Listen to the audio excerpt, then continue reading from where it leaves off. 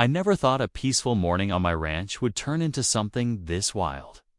One moment, I was feeding the horses, enjoying the quiet, and the next, I noticed tire tracks across the east field, fresh ones. That's when things started to feel off. At first, I figured maybe a delivery came by without me noticing. But as I walked closer to the barn, I saw the gate was wide open. And it definitely wasn't me who left it that way. What happened next blew my mind. A group from the local HOA, yes, the same homeowners association that's always complaining about code violations and sending ridiculous fines for things, like grass height head broken onto my private ranch property. No call, no warning, no permission. They were walking around like they owned the place, snapping photos, pointing at things, even talking about future plans. I stood there, stunned, trying to wrap my head around what they were doing out here, miles outside the HOA's legal reach. Now, I've had issues with this HOA before: petty letters, weird threats, and even fines for things that had nothing to do with them. But this time, they crossed a line. Not just legally, but in every sense of personal boundaries. The ranch has been in my family for generations. It's not part of any subdivision. It's independent land. So what were they doing here? And here's the craziest part: what they did that day didn't just land them in trouble. It cost them big. We're talking a $680,000 fine, and that's just the start of it. You won't believe the reason they gave for breaking in, or what we caught on camera that sealed the deal in court. But trust me, once you see it, you'll understand why this story took a turn no one saw coming. Stick around, because it only gets crazier from here. So here's where things really start to get strange. A few days before the break-in, I got one of those usual HOA letters, except this time it mentioned something totally out of line. It claimed my ranch, which sits completely outside the HOA jurisdiction, was visually impacting community standards. I laughed it off at first. I mean, the nearest HOA neighborhood is nearly 2 miles away. My land isn't even zoned the same, but the tone of that letter, it was different, aggressive, like they were building up to something. I'd heard rumors around town that the HOA board had new leadership, some guy named Trent, who apparently thinks he's running a mini government. People said he was pushing hard to expand their control and was known for pulling shady legal maneuvers. Still, I never imagined they'd show up physically on my property. And not just 1 or 2 folks. There were 5 of them, clipboards, phones out, recording, muttering things about compliance violations and unauthorized structures. My neighbor Sarah, who helps me out sometimes with feed deliveries, saw them too. She was the one who started filming discreetly from her truck when she spotted them walking up the ridge toward the barn. Thank God she did. That footage, it ended up playing a big role in what happened later. But we'll get to that. What still doesn't make sense to me is why they wanted to stir up this kind of trouble. My ranch hasn't changed in years. There's no construction, no noise, nothing to draw attention. Except maybe the fact that we've been pushing back against some of their overreach on nearby properties. And that might be the key. Because the deeper I looked into it, the more I realized this wasn't just a one-time stunt. It was part of something bigger, something planned. And if I hadn't caught on in time, who knows how far they would have gone after that bizarre morning. I started digging because something about the whole thing just didn't sit right. Why would an HOA risk trespassing charges, waste time and resources just to harass one ranch owner outside their jurisdiction? That's when I found something that chilled me. A proposal buried in the county records, submitted quietly just weeks earlier. It was a zoning request, one that, if approved, would redraw the community boundary lines and conveniently pull my ranch into the HOA-controlled area. And guess who filed it? Trent, the same HOA president who was caught standing on my land. It didn't stop there. Turns out, my ranch sits on land that developers have been eyeing for years. There's a new highway being planned less than 10 minutes away, and my open space is basically the last unclaimed slice between the HOA neighborhood and the proposed route. From their perspective, it's prime real estate. From mine, it's home. My family built this ranch from nothing. I wasn't about to hand it over because some clipboard warrior wanted a community pool and gated entry. While I was piecing this together, Sarah was having issues of her own. Her property backs right up to mine, and out of nowhere, she got slapped with a notice about excessive animal noise, even though she only has 2 goats and a couple hens. It felt coordinated, like they were trying to build a case to paint. US all as disruptive landowners. Another neighbor, Joe, said someone came by pretending to be from the county assessor's office, asking questions about property values and ownership timelines. That's not standard procedure. Meanwhile, the footage Sarah took was spreading quietly online. I hadn't posted anything yet, but word was getting out, and that made the HOA nervous. You could feel the pressure shifting, but not in the way you'd think. What they did next, it was bold, almost desperate. And it made everything that followed 10 times worse. A few days after the footage started quietly making rounds in the local group chats, I got a knock on my door.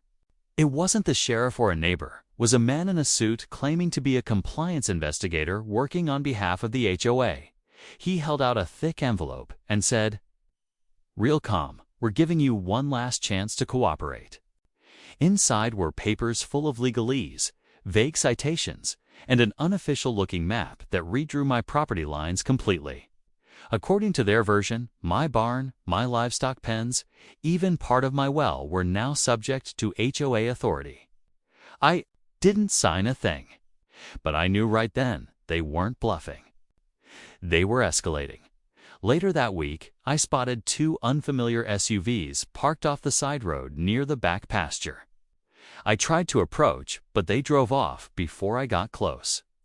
That same night, someone cut the lock on the west gate. Nothing was stolen, but my cattle were spooked, and the motion sensor lights near the barn had been turned off manually. That's when I decided to set up hidden trail cams across the property. At the same time, Sarah noticed drones flying over her land.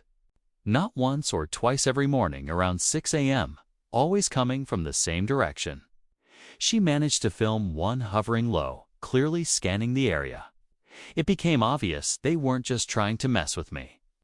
They were building a case. Or maybe trying to force us into breaking some rule they could use against us. Meanwhile, took the footage and documents I'd gathered to a land use attorney in town. His face went pale when he saw what I had. He said quietly, "You're not just dealing with a rogue HOA. This is something bigger." And he was right. Because what happened next, what we caught live on camera, would change everything. Just when I thought I had a grip on things, the second twist hit, and it hit hard. The attorney called me 2 days later, his voice urgent. "You need to come in, now." I drove straight to his office, thinking maybe he'd found a legal loophole or something to shut this whole thing down. But what he showed me was worse than I imagined. Someone had filed a forged deed transfer for my ranch. According to county records, ownership of my land had mysteriously been reassigned, pending approval to a development shell company tied directly to the HOA board president, Trent. The paperwork looked legit at first glance, but the signature? It wasn't mine. It wasn't even close. That's when everything clicked. The harassment, the drones, the fake notices, it wasn't just about rules or control. It was about stealing the land right out from under me. And I wasn't the only target. Sarah's place had a similar request filed under her late father's name, despite her holding clear ownership for years. Joe, too. It was like a quiet land grab hidden behind legal paperwork and HOA pressure tactics. I felt sick. These weren't just overreaching neighbors anymore. This was coordinated fraud. I rushed home, checked every document I had, and locked up everything tighter than ever. That night, one of the trail cams finally caught what we'd been hoping for: clear footage of two men walking the fence line, cutting through brush, measuring something. One of them, the same investigator who showed up at my door. The other, unmistakably Trent himself. The stakes had never been higher. They weren't just playing games anymore. They were preparing for something, and fast. And while they thought they were getting away with it, they didn't know just how much we were recording. What was coming next would either expose everything or cost me the land my family had protected for generations. I knew I couldn't wait any longer. With the footage, the forged documents, and the trail cam shots all lined up, I contacted the sheriff and brought everything to light. I expected some pushback, maybe more red tape, but once they saw the evidence, they moved fast. Within 48 hours, a county investigator and 2 deputies were out at the ranch reviewing everything. When they matched Trent's face from the footage with official HOA filings and tied him to the shell company, the case cracked. Wide open, they executed a search warrant on the HOA office that same week. What they found was staggering files on multiple properties outside the HOA. Copies of personal deeds, internal emails talking about expansion through influence, and even drafts of neighborhood maps with my ranch already marked as acquired. It was clear they had been planning this scheme for months, maybe longer. Trent and 2 board members were arrested for attempted fraud, trespassing, and conspiracy. The investigator turned out to be a private contractor with a revoked license hired under the table. The forged deed, completely fake. And thanks to Sarah's footage, the timeline was rock solid.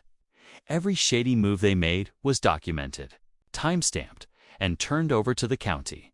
And just when I thought it was finally over, I got a call from the attorney. "You might want to see this," he said. Turns out, the land value had skyrocketed due to that highway development. The ranch, now worth almost double what it had been. But here's the twist: one of the shell companies Trent used to try and steal my land had actually accidentally paid part of the transfer tax early. Legally, that meant they'd admitted intent to buy.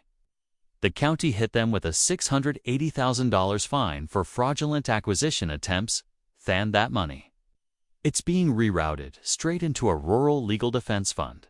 So not only did they lose everything, they accidentally helped fund protection for every rancher they tried to target. After everything settled, life on the ranch slowly returned to normal. The gates were reinforced, the cameras stayed up, and neighbors like Sarah and Joe started to breathe easier again. The HOA was forced to replace its entire board, and county officials announced stricter oversight on any future zoning attempts. That sneaky land grab shut down for good. I ended up joining a local group working to protect rural properties from exactly this kind of overreach. Funny how a nightmare like that turns into something meaningful. That $680,000 fine didn't just sting the people who deserved it. It helped fund legal aid for families across the region facing similar tactics. People who never had the resources to fight back now had a way to stand up for their land. As for Trent, last I heard, he was still tangled in legal trouble. Turns out, this wasn't his first shady deal, just the one he finally got caught in. And the fake investigator, he's facing charges too, along with a civil suit from more than one neighbor he harassed. I still get messages from folks who saw the footage online, thanking us for sharing what happened. That's the power of keeping receipts, staying calm, and standing your ground when it matters most. The truth has a funny way of surfacing when people think no one's watching. In the end, I didn't just keep my ranch, I kept my peace of mind. This story might have started with an insane HOA break-in, but it ended with justice, a few unexpected wins, and a reminder that some things like integrity and community are worth protecting no matter what. Thanks for sticking around to hear. And if you're ever up against something that doesn't feel right, trust your gut. Document everything. And never back down when you're in the right.